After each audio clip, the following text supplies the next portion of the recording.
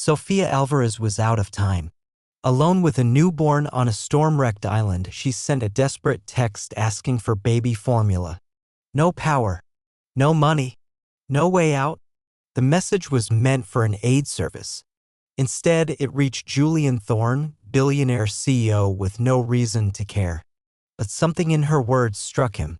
Within hours, a private yacht was cutting through the waves. What he found wasn't just a broken shelter. It was the beginning of something he didn't know he needed. Before we dive into the story, comment below where you're watching from. Enjoy the story, everyone. The wind hadn't stopped howling in 3 days. Rain carved rivers through the dirt outside her shelter, soaking the walls, the floor, even the corners she thought were safe. The generator had died 2 nights ago. Her last pack of diapers was down to 3, the formula tin scraped clean, and the island store, once stocked with everything the wealthy tourists demanded, was locked, shuttered, and abandoned.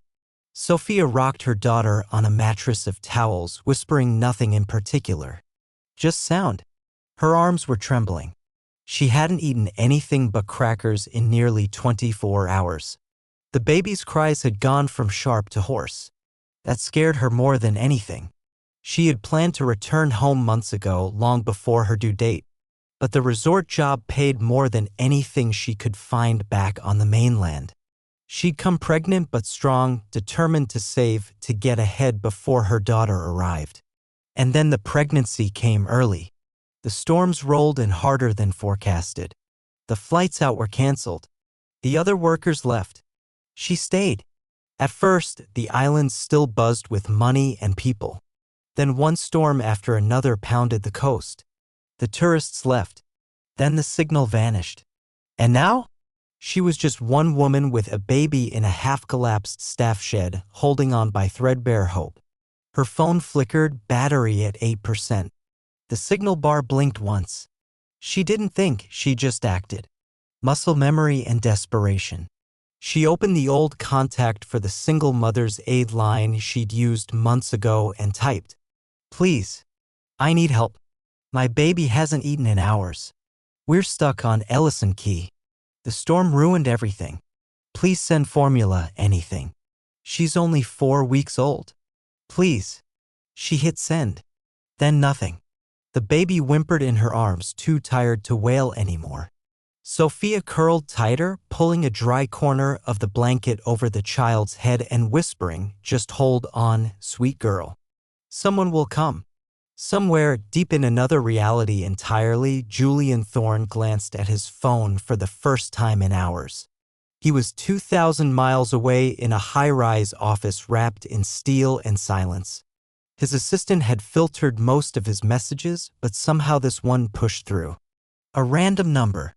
A few words. Desperate. Raw. He reread it twice before picking up the phone. "Get me the yacht," he said. "Fuel it. Now. I want coordinates for Ellison Key and a crew on standby in 10. "Sir," his assistant blinked. "It's a Category 3 offshore. All routes are suspended." "I didn't ask about the weather," he said. "I asked for the yacht." She never expected a response. An hour passed. The rain hadn't let up. Her phone died. The shelter creaked ominously in the wind. Then, through the slant of gray mist outside her makeshift door, she saw a shape. At first, she thought her mind was playing tricks. But then came the low rumble of engines, deep, smooth, not like the usual boats that ferried resort supplies. A man stepped into the clearing, a hood drawn up over his head, boots splashed with mud. Behind him, sleek and impossibly large, a yacht loomed just off the flooded dock. He stood still for a moment. She clutched the baby and pressed back into the wall, heart hammering. She didn't even have the strength to yell. "Are you Sofia?" the man called, voice low and steady. She nodded once, throat too dry to speak. He stepped closer. The hood fell slightly. Dark hair soaked. Sharp features. Cold eyes, but not unkind. "I got your message," he said. She blinked. "The hotline?" He hesitated. "Not exactly." Then he reached into his coat and pulled out a vacuum-sealed pack of infant formula. She burst into tears before she could stop herself. It was him. Whoever he was, however he got here, it didn't matter. He had food. He had come. And in that moment, as she cradled her daughter and her knees buckled under exhaustion, Sofia Alvarez finally allowed herself to believe she might not be alone anymore. She didn't speak as he led her down the slope toward the dock. Her arms were locked around her daughter, the infant finally asleep, her breath shallow and warm against Sofia's chest. The mud sucked at her shoes with every step and the wind made it hard to see. But she followed him. Not because she trusted him. She didn't even know him. But the formula in her arms and the way he hadn't asked questions told her enough. The yacht loomed like something out of a dream, sleek, white, impossible. A man stood waiting at the ramp, drenched but calm, offering a hand to help her board. She ignored it, clutching her child tighter and stepping onto the deck on her own. Inside, the world changed. Warm air. Lights. Soft floors. A scent of linen and something citrusy. She blinked, overwhelmed. The man, still nameless, stepped out of his wet coat and nodded toward a corridor. There's a cabin ready. The baby should be warm. She followed silently, her throat aching. Her eyes burned. He opened a door and stepped aside. Inside, a crib. Clean blankets. A small basin with warm water. Diapers. Wipes. Bottled formula lined on a shelf like it had been waiting for her. Sofia didn't say thank you. She just sat on the edge of the bed and cried. He didn't interrupt. Just quietly closed the door and left her in peace. She fed the baby first, slowly, watching her daughter's mouth latch with desperate hunger. The relief hit her in waves, so strong she shook. The baby's body relaxed against her chest when she was full, her eyelids fluttering closed. For the first time in days, Sofia breathed without counting seconds between each cry. She wrapped her in the cleanest blanket and lay down beside her, afraid to sleep, afraid it would all vanish if she closed her eyes. When she woke, it was night. Or maybe morning. She didn't know. The yacht barely moved, smooth and still like it was anchored in sky. She stepped out barefoot, holding her daughter, and followed the faint hum of voices toward the main deck. He was there. Alone. Coffee in hand, his damp hair now dry and pushed back. He didn't look like a man who belonged in sunlight. He looked like someone used to shadows. You're awake, he said without turning. She nodded, holding her baby a little tighter. I didn't catch your name. Sofia, she said. And she's Ava. He looked at the child in her arms like he was seeing something rare. Not foreign. Just fragile. Julian, he said finally. Julian Thorn. It clicked. The name. The resort investor. The man behind the Ellison Key properties. She'd cleaned the guest rooms that bore his name. She'd seen his face in brochures. Always behind glass. Never like this. Why did you come? She asked, voice low. He didn't answer right away. I get messages all the time. Business. Noise. But yours wasn't noise. She looked at him carefully. It was a mistake. I meant to reach a support line. I know, he said. Still, I had the means to help. So I did. Sofia stared out at the ocean. It stretched black and endless, the moonlight catching on each wave like fractured silver. I didn't want charity, she said after a while. I didn't offer it, he replied. She turned to him. Then what was this? He met her eyes. A response. There was silence. Not heavy. Just present. She shifted Ava in her arms. Are you going to take us back to the mainland? If that's what you want, he said. But the ports are still closed. Storm damage. It'll be at least another 2 days. She nodded, suddenly unsure if she was disappointed or relieved. Until then, he added, you're safe here. She sat down on one of the cushioned benches and slowly relaxed her posture, her body remembering what it felt like to be held by something other than tension. Ava stirred, then settled. Julian stayed standing, staring out into the water like it could answer something for him. Do you do this often? She asked. Pick up strangers in storms? A corner of his mouth lifted. Almost a smile. No. Then why me? He looked at her, really looked, and for a second she saw something behind his eyes she didn't expect, something raw. Because you sounded like someone who'd already done everything she could. Her throat tightened. I didn't even say my name. You didn't have to, he said. Later, she stood by the window in her cabin, Ava finally asleep in the crib, the ocean silent outside. She watched the reflection of herself, a hair wild, skin pale, eyes darker than usual. The yacht swayed gently under her feet, steadying her in a way she hadn't felt in months. She didn't know what came next, but she knew she had survived the worst night of her life. And someone unexpected, unreadable, unwilling to explain himself had pulled her out of it. She didn't believe in miracles. But maybe, just maybe, she could believe in this moment. The second night on the yacht was quieter. The storm had begun to retreat, leaving the sky clear and the sea glass still. From the deck, Sofia could see stars sharp and clean, unspoiled by city haze. She stood wrapped in a soft gray blanket someone had folded at the foot of her bed, her baby sleeping soundly behind her. For the first time in weeks, Ava hadn't cried once through the night. Downstairs, the cabin hummed with soft light. Julian sat at a narrow table beneath a skylight, flipping slowly through a tablet, untouched food in front of him. He looked up when she entered but didn't say anything. He just nodded at the seat across from him. She sat without a word. Did she eat? He asked. She nodded. 3 ounces. Then slept like a stone. Good. Silence again. She glanced at the untouched plate between them. Grilled fish. Warm rolls. Something green and expensive looking. Don't like seafood? She asked. He blinked, then glanced at the plate. I forgot it was there. She raised an eyebrow. Do you forget a lot of things? He didn't smile, but something flickered in his expression. Only the things I pretend don't matter. Sofia picked up one of the rolls, tore it in half, then paused. Why do I feel like this is the part where I'm supposed to thank you for saving me? You don't owe me that. I know, she said quietly. But I think maybe I do anyway. Julian leaned back, folding his hands in front of him. I didn't do it for thanks. Then why? His gaze drifted to the tablet, then out the window.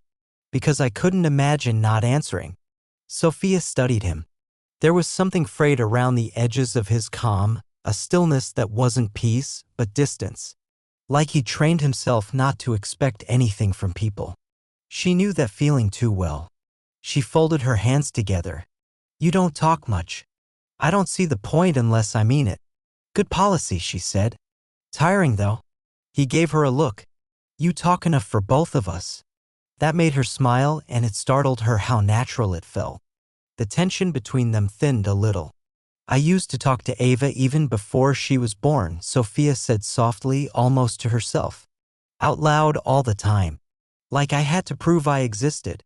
Julian was quiet for a moment. Then that's not strange. You talk to anyone like that? No. She tilted her head. Ever wanted to? He didn't answer. Not directly. Instead, he stood, crossed the room, and returned with a small object wrapped in a cloth. He unrolled it gently. Inside was a photo, worn at the edges. A boy, maybe 10, standing beside a woman, sunlit and laughing. My mother, he said. And me. Sofia looked at the image, then back at him. You were happy. For a while. What happened? Cancer. And after that, noise. Business. Distance. I forgot what quiet felt like. She said nothing, letting the weight of it settle. Julian folded the cloth and placed it aside. I haven't shown that to anyone in years. Why show me? Because you're not asking for anything, he said simply. And that makes me want to offer something anyway. She looked away, throat tight. I didn't mean to cry when you gave me the formula, she whispered. I hate that I cried. Julian's voice dropped. Why? Because it felt weak. And I can't afford to be weak. He was silent for a long time. Then he said, almost inaudibly, it didn't look like weakness to me. The baby monitor on the nearby table lit up with soft static. A hiccup of sound. Ava turning in her sleep. Sofia stood instinctively. I should check on her. Julian didn't stop her. But just as she reached the doorway, he said, stay as long as you want. You don't have to decide anything tonight. She paused, then turned to face him fully. I'm not good at being helped, she said. I'm not good at helping. They both stood still for a beat. Then Sofia nodded, almost to herself, and walked out of the room. That night, she sat beside Ava's crib, sketching with a pencil she hadn't touched in months. It felt strange in her hand, foreign but familiar. She drew lines she didn't plan, shapes that became faces. A man by a railing. A woman curled over a baby. A yacht in the dark. She didn't know what any of it meant yet. But for the first time, she wasn't drawing to escape. She was drawing to remember. The calm didn't last. On the fourth morning, Sofia woke to the sound of voices, unfamiliar, sharp, muffled by distance but unmistakably urgent. She wrapped Ava in a blanket and stepped out onto the upper deck, shielding her eyes from the sudden sunlight. The sky was blue again, painfully bright after so many gray days. Julian stood near the bow, phone pressed to his ear, jaw tense. Two crew members flanked him, glancing at her briefly before lowering their eyes. Something was wrong. She waited until he hung up. What happened? She asked quietly. He didn't look surprised to see her. Satellite signals back. That means so is everyone else. Sofia's stomach twisted. Everyone? He gave a slow nod. Someone must have seen the yacht here. Took photos? A woman. A baby. Me. It's already spreading. Her pulse quickened. Spreading where? The news cycle. Headlines.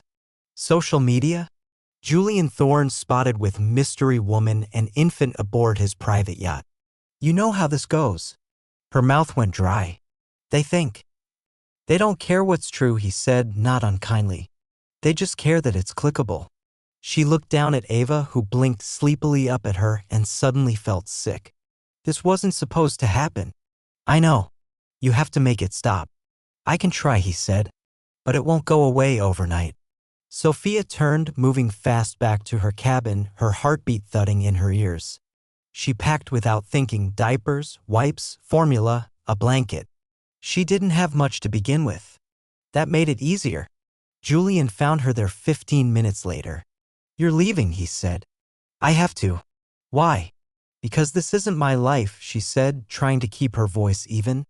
I don't belong in gossip headlines. I don't belong on yachts. I was supposed to come here, work hard, and go home. Not become a story. You're not a story, he said. That's not up to you, she snapped. Or me. He watched her silently as she zipped the bag shut. I didn't mean to cause any of this, he said quietly. I just wanted to help.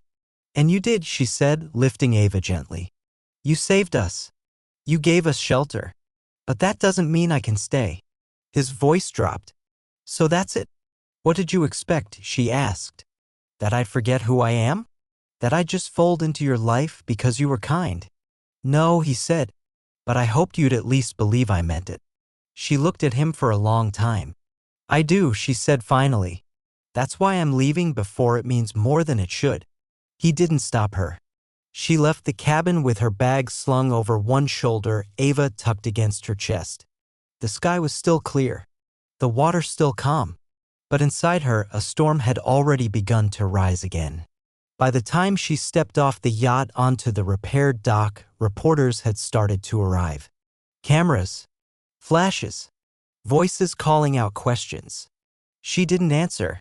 Julian's security team shielded her, ushered her toward a small boat waiting to take her to the mainland. She looked back once. He was still standing at the railing. Not waving. Not begging. Just watching. And that somehow hurt more than anything. Back in the city, the world felt louder than ever. Sofia rented a room above a laundromat. Cheap. Noisy. Safe. The baby slept beside her in a second-hand bassinet. The headlines kept coming for a few days.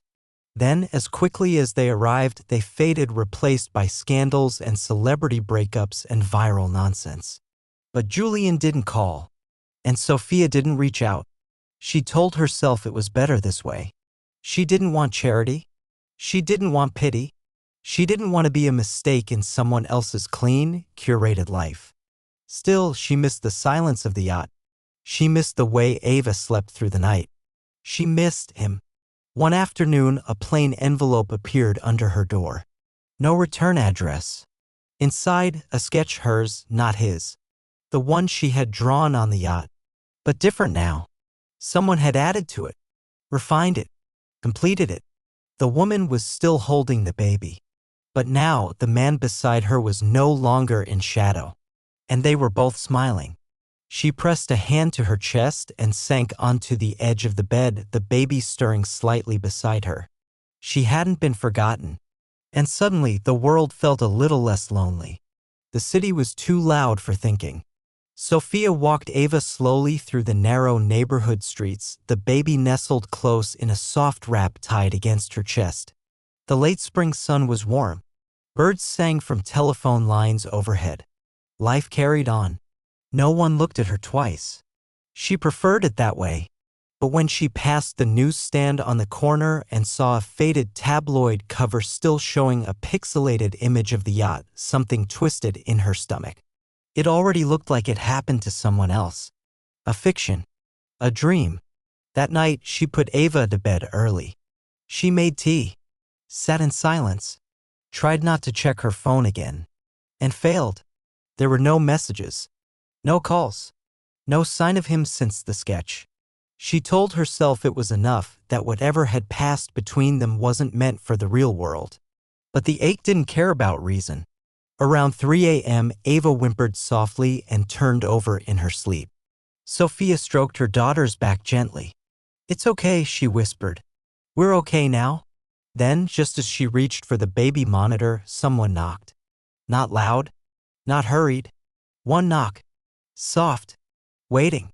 She froze. Then rose. At the door stood Julian Thorn, in a plain hoodie and jeans, his hair messy from wind, his eyes unsure. He didn't speak right away. Neither did she. Finally, he said, "I didn't come to fix anything." She nodded once. I didn't want the last thing you remembered to be the silence." Sofia's voice was quiet. It was better than the noise that came before it. He gave a small, almost broken smile. "I missed her," he said. "You too. But mostly her." Sofia blinked, throat tight. "She still drools on everything." "You haven't missed much." "I've missed exactly enough," he said. She stepped aside. Wordlessly. He came in, slow and careful, like he didn't want to wake the walls. She poured tea without asking. They sat on the small couch that creaked when they shifted. The quiet stretched between them, not empty, just full of things they hadn't said yet. "I kept thinking I'd ruin it," he said after a while. "You didn't," she replied. "I did." "No," he said. "You survived it. All of it. Before I ever showed up." She didn't answer. He glanced at the crib. "How's she sleeping?" "Better," she said. "Since the yacht." He smiled. "That's an expensive sleep aid." They both laughed softly. The sound surprised them. Sofia reached into the drawer and pulled out the drawing, the original, untouched version. She handed it to him. "I drew it before I understood what it meant," she said. "But now I do." He looked at the lines, the faces, the shadows. Then at her. "I don't want to be someone who visits once," he said. "Or someone you only remember in storms." Sofia breathed in. And out. "Then don't be," she whispered. He set the sketch gently on the table. His hand brushed hers. They didn't talk about what came next. There were no grand declarations. No cinematic confessions. Just the quiet of a room where something real had grown from wreckage. The next morning, sunlight streamed through the cracked window. Ava woke giggling, kicking her feet toward the ceiling. Julian made coffee without asking. Folded a blanket. Picked up a pacifier from the floor. Sofia sat back and watched him, the way his hands had memorized softness. She reached into the mail that had piled on the windowsill and found an envelope with her name. Inside, a check. Small, official. Not from him, from the foundation that finally responded to her original request. She smiled. Too late. But still. When she looked back at Julian, he was holding Ava and she was laughing like she already knew what they didn't have to say out loud. It wasn't the yacht. It wasn't the rescue. It wasn't the silence or the storm or the mistake. It was everything after.